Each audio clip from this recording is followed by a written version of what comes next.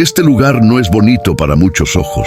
Aquí otros solo ven desechos, cansancio, olvido, y sin decirlo, también juzgan a quien trabaja aquí.